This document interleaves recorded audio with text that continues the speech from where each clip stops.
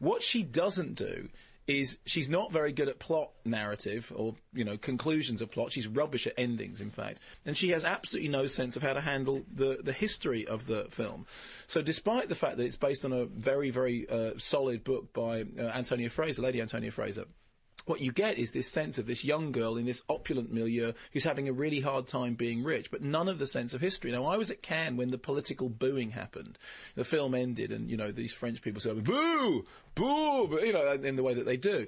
And this has sort of been blown out of proportion to some extent because Cannes people are all mad anyway. They haven't slept and they're hyper-caffeinated and they're all looking for something to get cross about.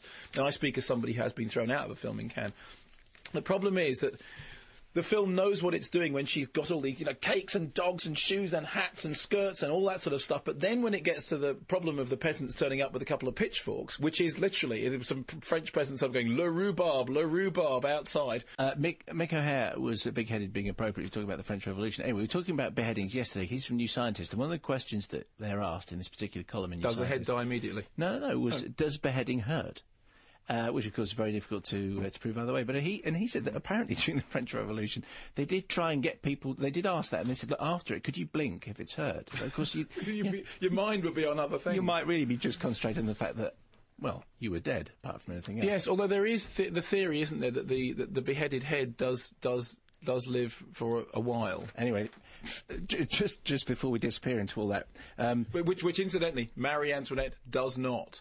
If you want to see a film that's cakes and cheese, don't worry. Okay. There's no nasty beheading in Marie Antoinette. She just goes off in a coach. We'd be looking for actors who... it's a bit disappointing then. You just given the ending away. Which we've given the ending away. The ending is she gets her head cut off. Not in this film. Okay, so... No. And if you go there expecting that, you're going to end up like that guy from... Did you stay beyond the titles? Pardon me? I bet it happened after the it was titles. afterwards. That's right. So the outtakes. Quack, quack, boom. On the... Boo!